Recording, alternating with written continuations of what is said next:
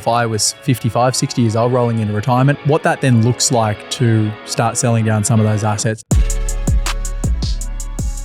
Downsizing rules doesn't help with tax, but allows you to get a whole lot more money into super. There you go. That's something Jack Henderson didn't know. So for anyone who didn't understand that, it sounds like you're going to get fucked in super. But once you stop working and that wage stops coming in, where's the money come from to spend? You don't have to have the money that you need at 50 to last you forever. Mr. James Wrigley, in the flesh, might I add. I know. We're just saying I haven't met you in person, but here we are in this studio. The first time. And we're recording in person. Fantastic. Sitting there, you remind me a lot of, what's her name? The Divine Girl? We're just saying this is the studio that as soon as we walked in here, I'm like, I know this place from all these Instagram stories. So yeah, we really are. This is the epitome of what it's like to be podcasting in Melbourne. Yeah, so you're actually really not even a financial planner. You're just an Instagram planner, and apparently I am too, mate. We've got a lot to cover off. There's just been an election, landslide win to Labor, might I add. Absolutely. Yep. Impartial on that, but there is a big topic of discussion, which is the unrealised capital gains tax on super balances over $3 million. Now, I know you love superannuation. It's one of your favourite things. Dream about it. So this is going to go off this unrealised CGT topic. So let's talk through it. The details are essentially from the high-level detail that is out there at the moment. Any super balanced, it's not indexed, over $3 million is taxed at 30%? 15. 15, yeah. Not 30. Yeah, potentially up to 30, but an extra 15. Right, an extra 15 on top of the already 15%. Maybe. Maybe. Alex, do you want me to explain what's going on? Please explain. Division 296, the legislation was introduced to pass through the House of Reps, kind of Christmas-ish time, stuck in the Senate, didn't really go anywhere. With the election we've had, that's all now scrapped, has to be reintroduced, but expectation is it'll be reintroduced again now.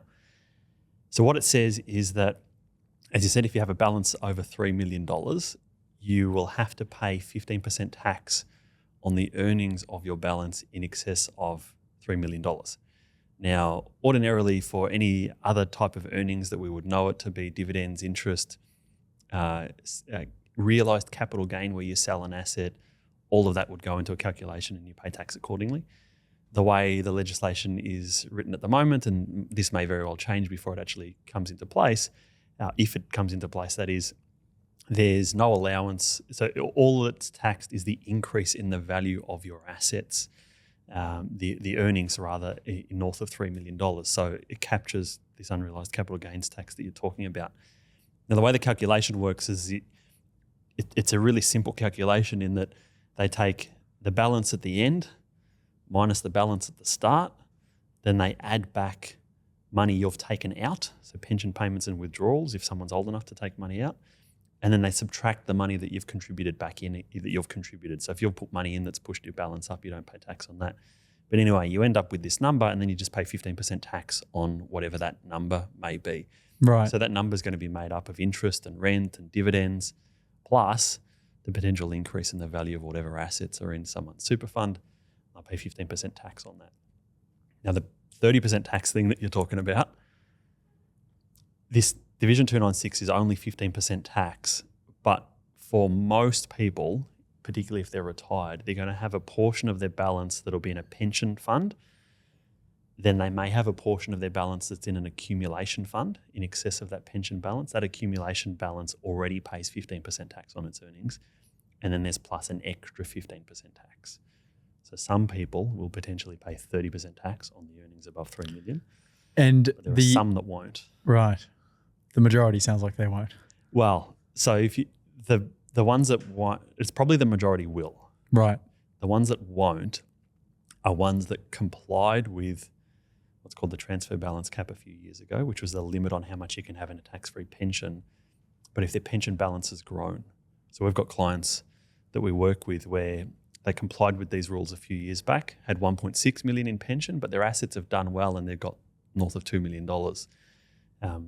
And that balance can continue to grow and you won't have to pay any tax on your pension except for the bit that's above $3 million. So it's Interesting. Really, really complicated. So for anyone who didn't understand that, it sounds like you're going to get fucked in super if it gets passed. But there's a good chance it won't get passed. But everything that I've been posting in recent times about, buying property and super and all the rest of it, 95% of the comments are, what happens if Labor take all your money in super? It's getting beat up a lot. And so the starting point is that at least today, it doesn't impact very many people. You were saying there's about 80,000? Yeah, according to government numbers, it's something like 80,000 people or something like that. But the couple of issues with it, aside from taxing unrealised gains, the other one is there is no mechanism, at least at the moment in the current legislation, to index that number. And so there's not that many people with $3 million in a super fund today. As an individual person that's done on individual balances, I get lots of questions about, what about my SMSF with my partner? Doesn't matter about your SMSF with your partner. It's your individual balance and your partner's individual balance. So if you were a couple, you get $6 million worth. Potentially, if you'd maximised it, you could have six, but it's... There you go. That's something Jack Henderson didn't know. It's 3 and 3, but you can't have 4 and 2, doesn't work.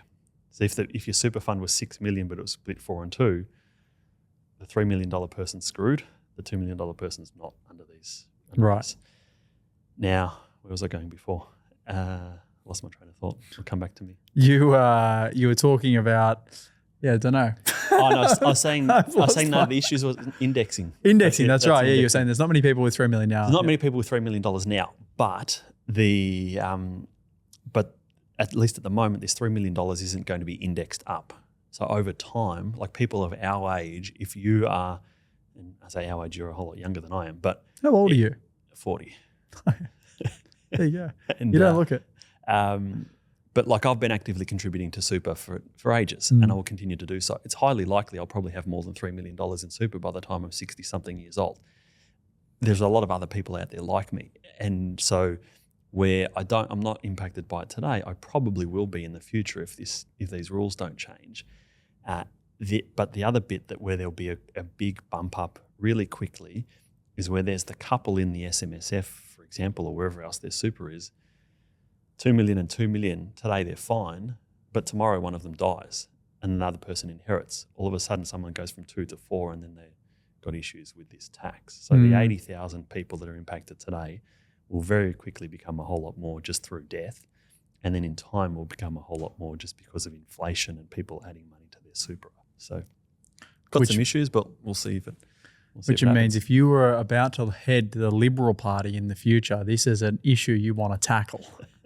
The more people this affects, the more voters you'll capture. Probably. Have you had a lot of questions from clients on this? Because your forte is... It's been up and down. So we've got tons of questions and lots of people worried about it, even those that didn't have, nowhere near $3 million, but people are kind of just worried about whenever there's changes like this happening to super anyway.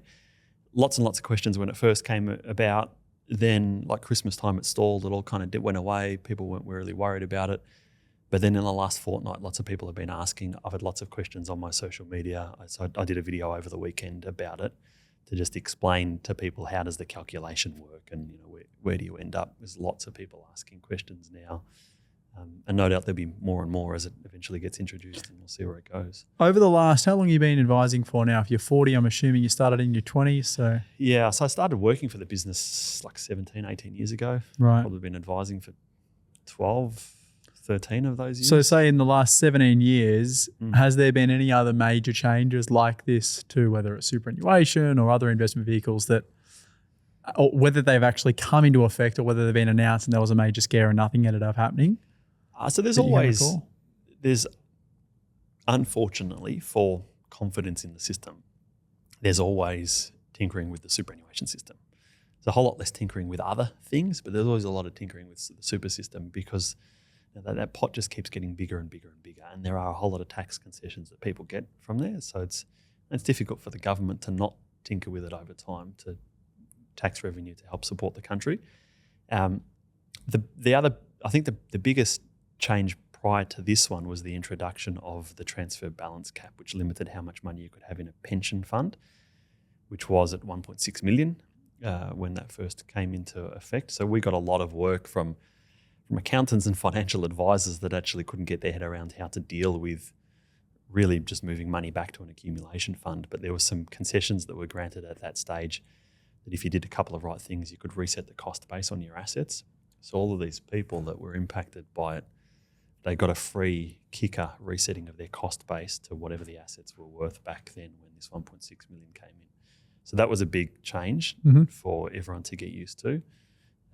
This will be another big change, albeit at the moment doesn't impact terribly many people because of where the number is. And what about strategies? Let's say that this does come into effect. Yep. It does affect a lot of people over a period of time. For liquid assets, easier. Sell some down, pay the tax, continue to live your life and worry about the following year as it comes around. Yeah. For illiquid assets, much harder, right? Like you got a real estate asset in there or something along those lines. You've got a picture of the Mona Lisa or something stored away with your farm. Some artwork. So many farmers that have their farm in their SMSF and they run the farm from there. So that where does the cash come to pay the tax? So what is have you thought about these kind of scenarios? You're going to need to plan for it. So it's going to depend on each individual circumstances, but I suspect there will probably be, depending on what the assets look like, there'll probably be a fair amount of money that's withdrawn from the superannuation system so that you don't have to pay this unrealised tax. But then that brings that money out of the super system into the ordinary tax system. You've got marginal tax rates and so forth. So I think for a lot of people that are impacted by this with the really big balances, they probably already have money in other entities anyway, but there's possibility that money will be pulled out of the super system and it goes into their family trust or it goes into their investment company or it goes into an individual name or something like that. This would only be people who have moved through that phase and they can get access to their super, That's right? it. They're going to have to be retired. Yeah. So if you've got of that 80,000 people that have got these balances, I don't know the detail, but I would suspect a fair portion of them are older, 60 plus. Yeah. There'll be a few that are younger. We've done some advice we're in the process of doing some advice for someone at the moment that her father had actively contributed to superannuation on her behalf. And she's like 40 years old with $2 million in super. A lot of it's in property that's done really well.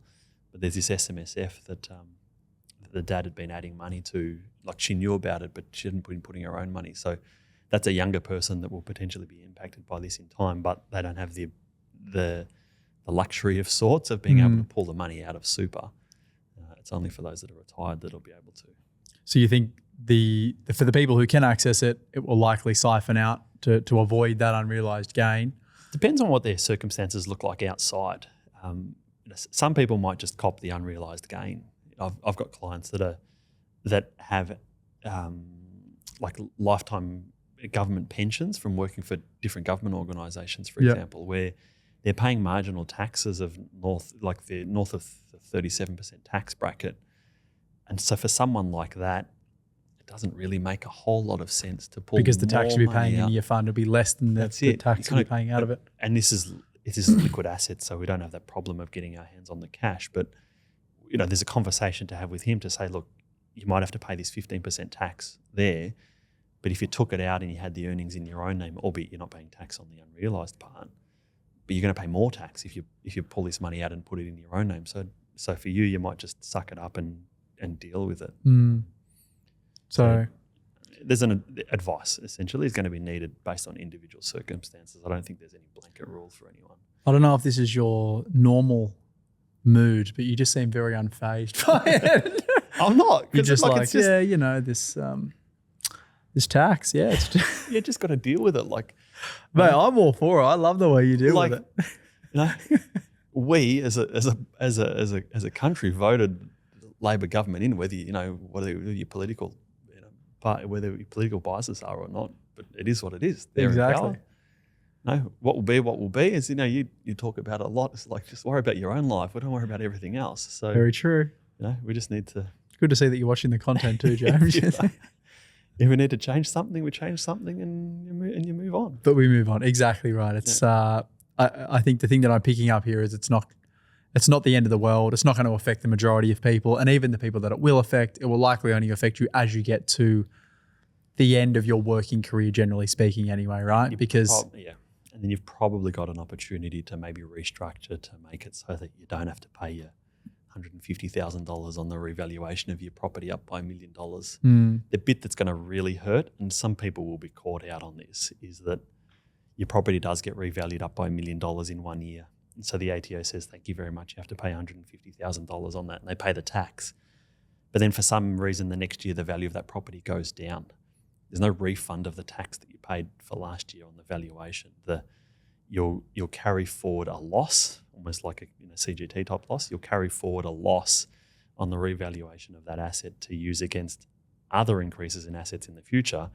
But the 150 grand that you paid in tax last year, that's gone. There you go. So you asked that question, right? You asked the question around what happens if asset values fluctuate and 1 year they're up, next year they're down. Yeah. So it works like a P&L. It is, yeah. You pay the tax on whatever it is, and then the next year it's carry forward. So it's not like a BAS where you're getting a refund on GST that you've claimed versus paid. Okay, There you go. So for people wondering that, what happens if asset values fluctuate? For example, you've got shares in a company that, up 1 year and down the next, that's what will happen. That's it. You just carry a loss forward. You'll pay it and you won't. You'll just carry it forward, yeah. Interesting. And this has to get passed again through the lower house and then the upper house, where before it got passed through the lower house and never made it through the upper house. Got stuck, yep. So fingers crossed it gets stuck again, because not touching it would be much better than touching it. But if they touch it, we move on. Yes, we do. What else has happened since the election to do with superannuation, taxation? Is there any major changes? I think we spoke a few episodes ago around the tax cuts that were coming into effect, the proposed tax cuts, then the amended tax cuts that actually ended up happening. Yep. Has there been any major changes really other than the proposed CGT? Nah, not really. So I think the federal budget that was handed down a couple of weeks back, there was some talk about just dropping some of those marginal tax rates by like a percentage point or so. So some slight changes there for individuals if those tax cuts come through. But from a superannuation perspective, no. We were just saying before we kind of pressed record, there was on the internet, there was doing the rounds over the weekend, a couple of articles that someone had written, and I think it got picked up somewhere else, about this whole host of changes to superannuation, which were all just rubbish. None of it. What were they really? None of it was there. So there was like, I think you called them something else. Yeah. So there was talk about, I can't remember what they were, but like the first issue with a lot of them was that it was talking about certain changes coming in on the 1st of June. There's never a change that comes in on the 1st of June. It's on the 1st of July. So if you wanted to fool people, the first thing you would have written is that these things were coming in on the 1st of July, not the 1st of June. But it was talking about changes to taxes. It was talking about changes to access to your benefits. I think it's something like you could only get 50% of your money out as a pension, and then the rest was kind of stuck that you had to take in installments. A whole host of things. All of it was rubbish. Which was BS. Yeah. Got picked up in a few different places. Never let a good election get in the way of creating some viral content, you see. Yeah. Did you do anything for April Fools? Are you allowed to as a financial planner? You're obviously under a lot of scrutiny what you can and can't do, but that would be an exceptional piece of content on April Fool's Day. Probably would. It's just make something up. It's just make something up. It would absolutely explode. It would explode, but I'd probably get in a lot of trouble. Yeah. Oh, there you go. So no major changes essentially. No, there's no major changes. Employers have to contribute 12% super. Superannuation now, it's paid quarterly. Yeah. No, monthly. No, it'll have to be soon. It goes to the frequency with your pay. Yeah, that's cycle. right. Fortnightly we are now. Yeah. I noticed that. Thanks so much for the cash flow drain. You don't have to do it just yet, but some people are ahead of it. It comes in July, June 1 it comes in, doesn't it? Is it? Is it 1st of July? I think so. I did read that the other day. I don't manage payroll, so I'm not so sure. That's annoying. Yeah, so SG contributions go to 12% from the 1st of July, and then the other change that happens from the 1st of July is the transfer balance cap. So this amount that you can transfer over to the pension side goes to $2 million from the 1st of July. Per person. So which means you're going to have $4 million in your self-managed super fund if they don't do this untaxed Yeah. So, I mean, that's 6 million actually. Yeah. And so we're doing there's some advice that we're presenting in the last little while where we're saying to clients, let's actually just hold off on starting the pension until 1st of July rather than doing it today. So if you do it today, you're stuck with your 1.9. If you do it on 1st of July, you get your 2 million. So right. Which means bucks you get an extra couple $100,000 into pension phase, of which the income that comes off that is tax-free. Yep. What happens to any gain on that? All tax-free. All tax-free. Yep. Right. So if you sold down a portion of your portfolio 5 years into the future, the capital gain off that would also be tax-free. In the pension fund, yeah. Right. Yep. And your SMSF, it gets proportioned. So if you had $3 million in your SMSF and $2 million was in pension and $1 million was in accumulation, the earnings get proportioned based on the ratio of what's in pension phase versus what's not. Interesting. So even if the majority of the earnings were coming from the bit that was in accumulation. Yeah. So the assets aren't segregated in that sense. Right. It's just one pool of assets, and whatever the earnings are is what the earnings are. And for most people, you'll then proportion it. There's some certain limited circumstances where you can segregate. You can say, this asset backs a pension or this asset backs an accumulation fund, but certain things you need to step through to make that work properly. For the vast majority, it's done on a proportion basis. Interesting. Now, you did some advice recently for someone we know mutually, which we won't name names. I was pretty across it all, and it was very, very interesting because big property investor. He mentioned me on the podcast. So. Oh, there you go. Well, I didn't want to be a name dropper. You know? We won't drop his name. But we won't drop his name, Frankie. Big property investor. Yep. It's very, very common. This very pro one asset type as you go through life. Made a lot of money, earned good income, and now getting to the stage of retirement and going, well, I can't really retire all that much because Jack Henderson doesn't pay him a great deal. He's a contractor. I can't really retire because the property still costs me money, even though there's millions and millions of dollars worth of equity. Because of the interest rates, it still costs me money. I did a full video breakdown of the strategy that you outlined, which was a high level. But can you essentially give us a high level overview of someone who, like me at the moment, if I was 55, 60 years old, rolling into retirement, very asset rich, but carrying a lot of debt on those assets, can't retire with them.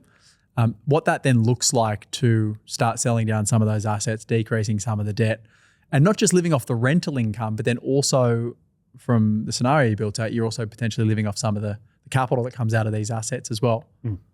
Yeah, so you need to start with, and you'll get this, but hopefully people listening will maybe learn a bit in the process too. You need to start with what do you actually want to spend? So it's all well and good to say, I'm going to buy all of these properties and I've got all of this debt and look how rich I am. That's great. But once you stop working and that wage stops coming in, where's the money come from to spend?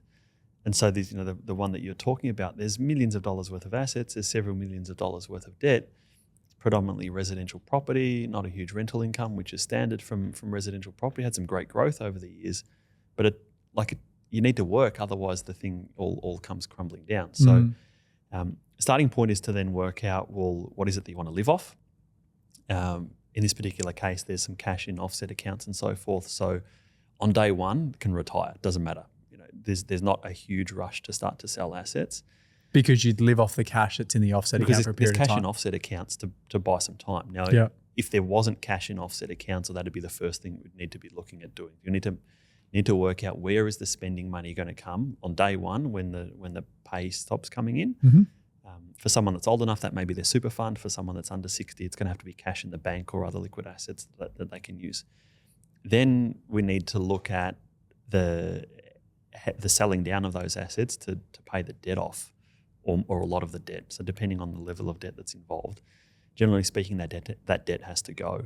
And so the only way that that's going to happen is by selling assets. We then need to look at the capital gains tax implications of selling those assets and be careful about when we're selling them.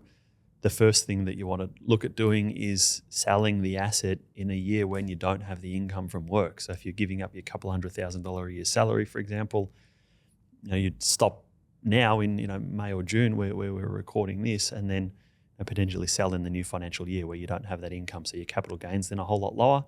Because you're not capital gains, essentially this gets added to your taxable income for that financial year. That's it. The gain gets added on top of the income that you had. So think of it, you're effectively starting from roughly zero, particularly if you've got some negative gearing going on with the properties. You're starting from a zero income, your gain goes from there.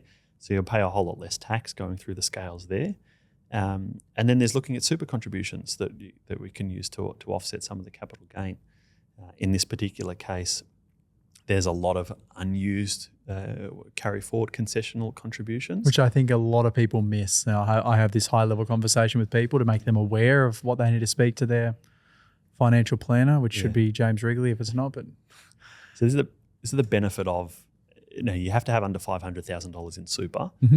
And this particular person that we're talking about hasn't been in regular paid employment for a period of time. Yeah, he's been a contractor with me, essentially. So there hasn't been super contributions being paid. And so he's got like nearly the last 5 years worth of super contributions that he can catch up all in one go.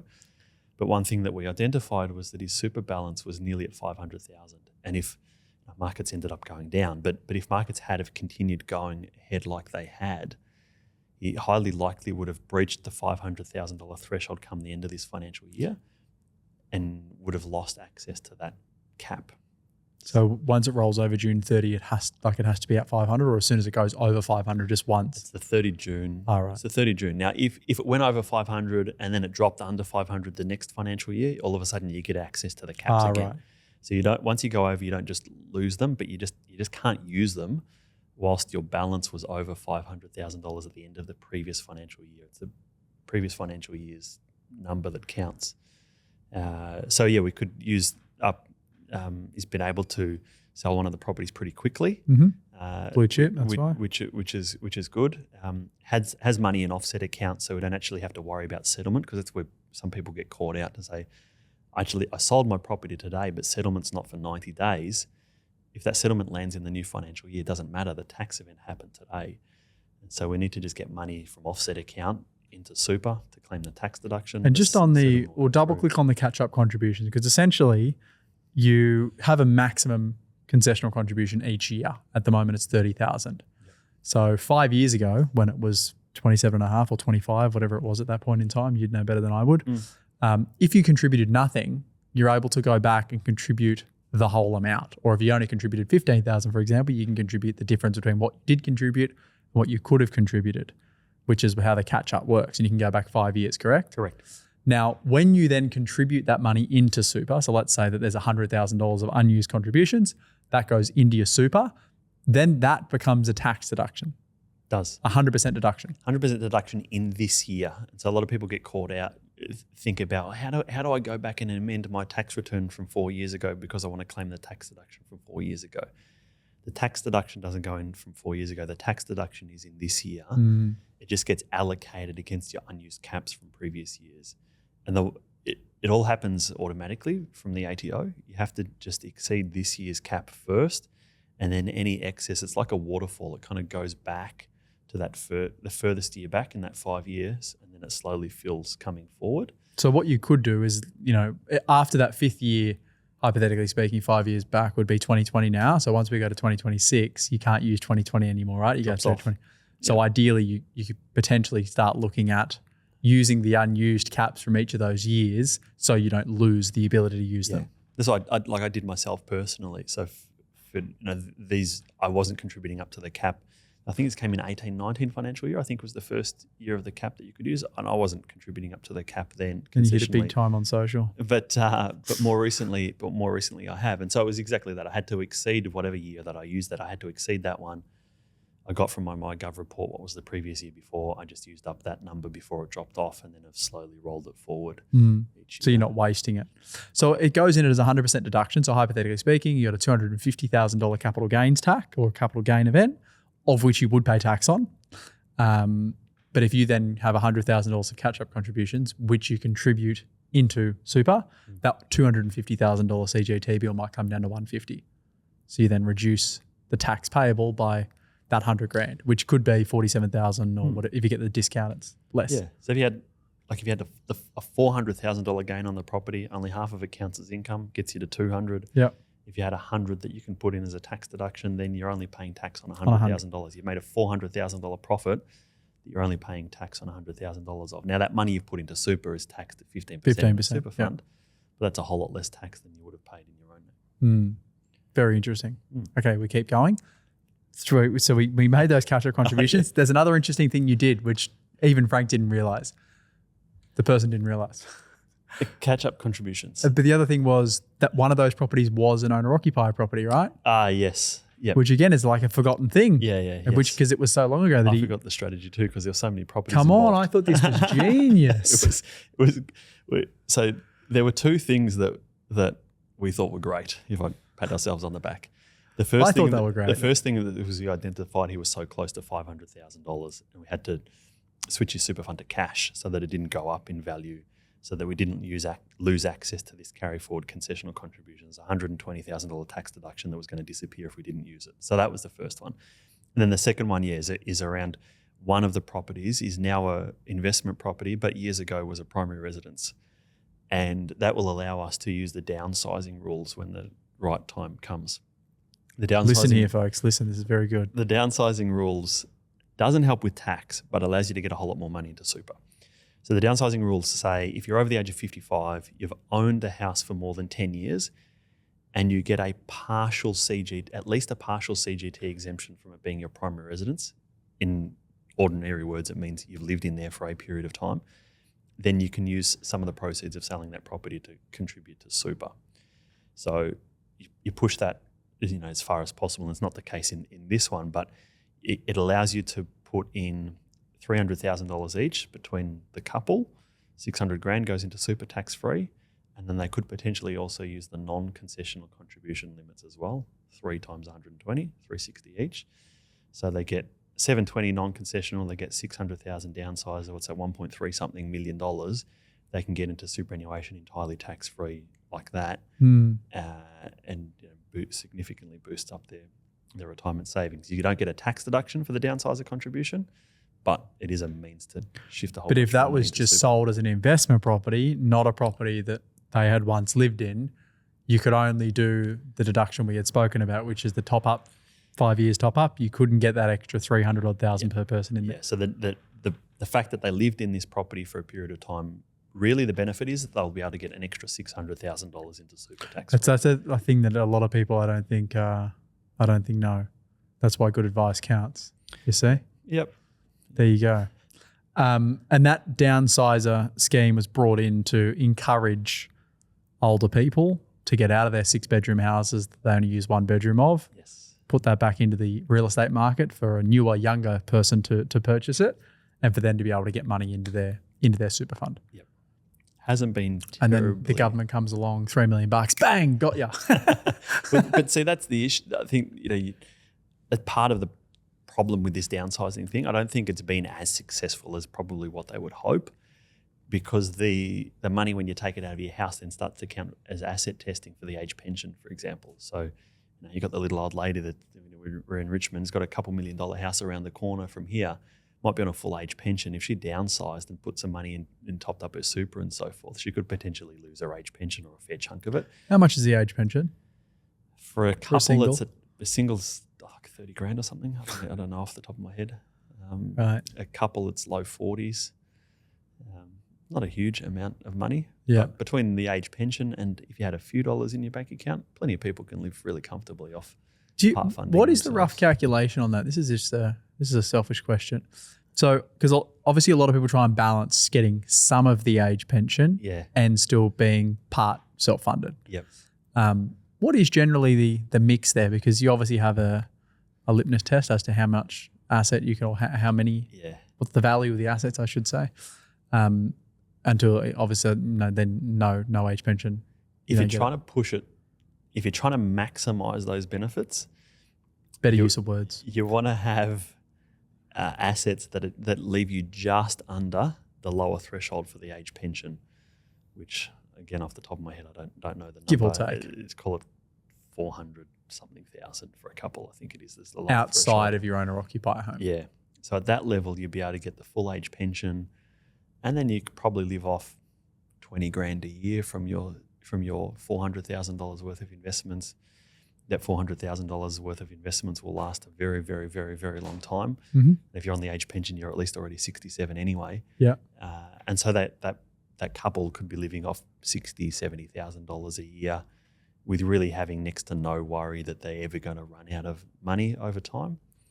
Now for a comfortable retirement, there's a group called ASFA that do a retirement standard, and they say a couple for a comfortable retirement need low $70,000 a year to live off. We tend to see it starts at about 80, but this kind of body says about 70 grand. You can still jump on the courtesy bus, go and play lawn bowls. Yep. Enjoy a beer on a Sunday. Domestic travel, maybe the odd overseas holiday every few years. Jump on a P&O cruise once a year from here to Moreton Island and back, all the good stuff. Yeah. So you can do it like with the pension.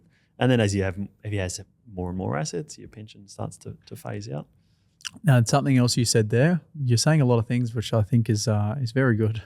67, you can access the age pension. Yeah. The amount of people I speak to around property and investment, and they go, oh, well, why would I do anything with super? I can't access it until I'm fucking 65 or 67. Yeah. Misconception there and a misunderstanding where people think superannuation and the age you can access your superannuation is the same as when you can get the pension. Let's elaborate on why that potentially is untrue. And then throw into the mix this idea of retirement age. So let's start there. Like whenever Mate, I'm there. I get all fired up about this online, and the videos tend to do well. Some people are having a go at me. But anyway, so retirement age doesn't exist in Australia. You can retire whenever you want. If you've got the money to support yourself, good luck to you. Go for it. No one says you have to work. Retire when you're 25 years old if you want to. Then there's two key ages around accessing your super and accessing your age pension. So accessing super is now age 60 for everyone. It was 55. It's slowly increased now to age 60. Mm-hmm. So if you're over the age of 60, you can access your super. It doesn't matter if you're working or not. If you're in a defined benefit fund, it might be a little bit more complicated. But if you're working, for most people, you can do what's called a transition to retirement. So you might still be working full time, but you can start to access up to 10% of your super. And then there's the age pension age, which is age 67. So you can't get a paid benefit from the government until you're 67 years old. And then they'll look at your assets and they'll look at your income and they'll do an assessment to say, based on whatever assets Jack has, either we're going to pay him a pension or not. I'm going for it too. No, you're not hoping to get one. But yeah, they'll pay you based on that. So you retire earlier if you want to. So the person we were talking about before is targeting retiring at 55 years old. Now, if he ended up spending all of his assets over time, or the world ended and returns were horrible and all the rest of it, there's still the backup of the age pension in time. But you fund yourself from 55 to 60, from 60 to 67, you use your super, and then from 67 onwards, if you're not 30 big ones a year, get your pension. $100 a week on scratchies and hope you hit it big time. And the way that you've just spoken about that is often the way that we talk about it. Like if you are a younger person and you want to retire, a lot of people say, I'd love to retire in my late 40s, early 50s. A lot of people say that.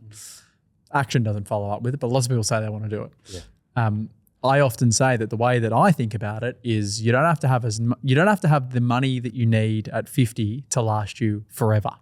You just need the money when you retire at 50 to last you until 60, when you can access your superannuation. That then kicks in. You might be able to roll some of those funds that you have in your personal capacity into your super before you put it into pension phase, and then you may get the benefit of the pension. I don't think I've ever mentioned the pension to anyone, but yeah, but that's exactly it. There's a lot of education that we do with clients around exactly that. There's a whole lot of benefits that come from the super system, as much as we're kind of beating on it at the start around potential tax changes and all the rest of it. But really, if you're trying to be as smart as you possibly can with your tax situation, you really just need to have enough money outside of super to get you through from whatever age it is until 60. Mm-hmm. That could just be as simple as a few years worth of money in your bank account that you run down. The longer period of time, then that probably needs to be invested so that it's going to last a while. But then exactly as you said, from age 60, you get your super, from age 67, potentially an age pension. And you've got these different sources of income that'll come in at different points in time so that you can possibly retire early if you enjoy life. Yeah. And the reality is the older you get for most people, the less you start to spend. Like the earlier you retire, the more you will probably spend in those early years because you're more active, you can travel, you can do things. Yep. I don't know too many 80-year-olds who are jet-setting all over the world and and doing lots of stuff. Most of them are chilling. Yeah, we tend if to they see make it there. We tend to see the overseas travel really start to drop off in about mid-70s. Right. Is when it starts to drop off. They're probably still not spending that much less. They're not dropping 40 grand on an overseas holiday every year, but it starts to slow down around age 70. So we tend to say if someone's retiring at 60, they're going to have a good 10 to 12, maybe 15 years of getting out and about and traveling, and they're going to spend a fair amount of money. Mm-hmm. And then from mid-70s, it's fairly reasonable to expect it drops off for a little while and then maybe starts to pick up again if they've got some health problems and needing, care, aged care, whatever it might be. Expenses really rocket again in those later years. Interesting. It's like a graph. It does. The hockey stick. Just before we wrap up, I want to ask one more question around that. Most people, when they get to that age, have 70 to 80% of their net worth tied up in their own home. They've got, a lot of our clients would have million or millions of dollars of equity in their owner occupier, but next to nothing from an investment point of view. And then they get to that. It must be like mid-40s where you're like, fuck. Yeah. I'm closer to 60 than I am to 20. This is no longer a long way away. Yep. And then all of a sudden their mind starts to, like, we work with so many people in their mid-40s who've got big owner occupiers, 2 teenage or young adult kids, and then they start thinking about, I need to start investing because I want to retire. Yep. And I often ask the question, like, is this home that you're in right now, are you going to be there until you die, do you think? And they're like, we don't really know, And when you start educating people around, well, like, you've got enough to retire right now, you just can't live where you're living, you know. Eventually you're going to have to sell out of that, use some of the money to go and invest so you can retire. How often do you see that? And how often is the advice to people, like, if you want to retire and you want to do things early, you're going to have to take some sacrifice? Yeah, it doesn't happen often. The reality of the implementation of that. So the advice happens often. The implementation doesn't happen often. We're often having conversations with people around exactly that to say, well, look, Sydney's different to Melbourne. Like, Sydney prices have gone through the roof. Obviously, mortgages are massive. Very different to typically what's happening down here in Melbourne.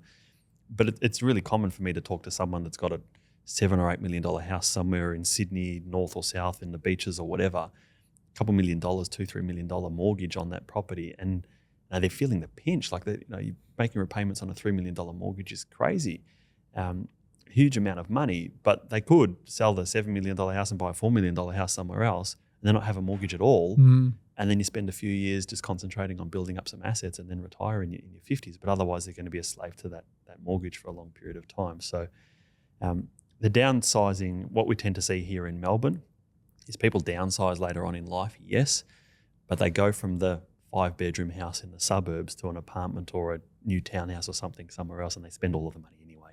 They're not really topping up.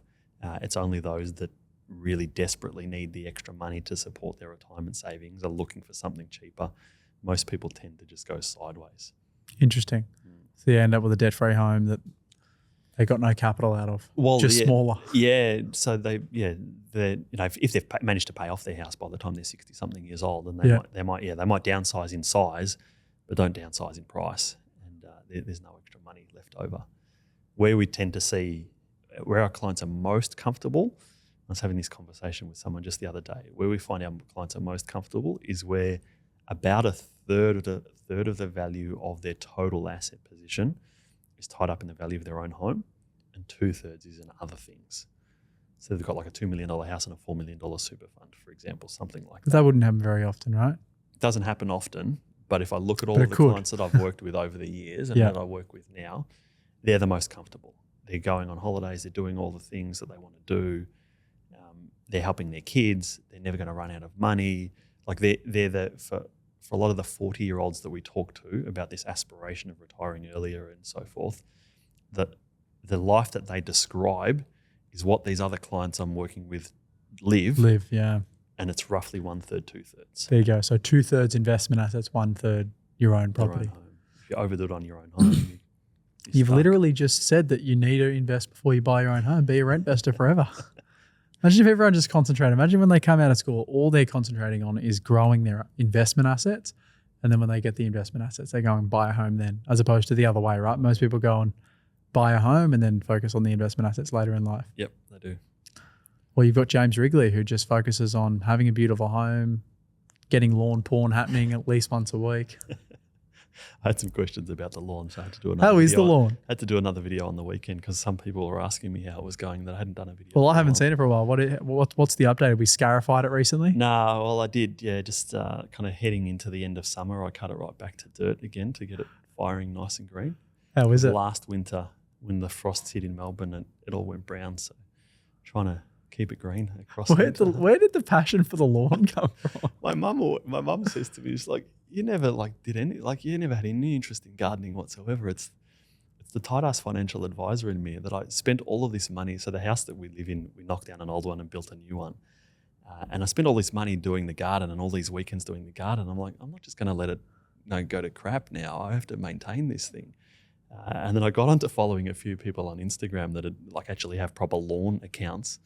I'm like, oh, I might try that. I might try that. I might try that. You just picked up these things. And I just try all this stuff. But regularly, I get people they're reaching out for financial advice or whatever, but they'll finish the conversation. Normally it's a guy. And I'll say, oh, gee, I love the lawn. How's it going? You should see my backyard. It's just, I don't know. It just You're relatable. Bringing people to You see? the community around my content. You're relatable. Well, mate, I've got a wedding venue that I'm starting to get really involved in cattle, and I'm doing, I can never say this word, it's called regenerative farming. Yeah, there you go. So it's all about no fertilizers, nothing chemical based, just rotating the cattle around the farm. Yeah, so that's me now. Should share some of that content. And You'll start seeing some more cow content. Following. Oh, very good. Mate, any closing words? No, from something that didn't seem to be that much happening. As we spoke about, Mate, I told you, we've created 45 minutes on the knocker there. There's actually a bit going on. I guess it just kind of reinforces the point of getting advice. Finish with those general advice comments. Nothing that we're saying on his Get advice. Personal advice, please. Of a real financial planner. Yeah. Check the ASIC advisor register to make sure they're registered. Mate, good to meet you in the flesh. You too, Jack. Thank you.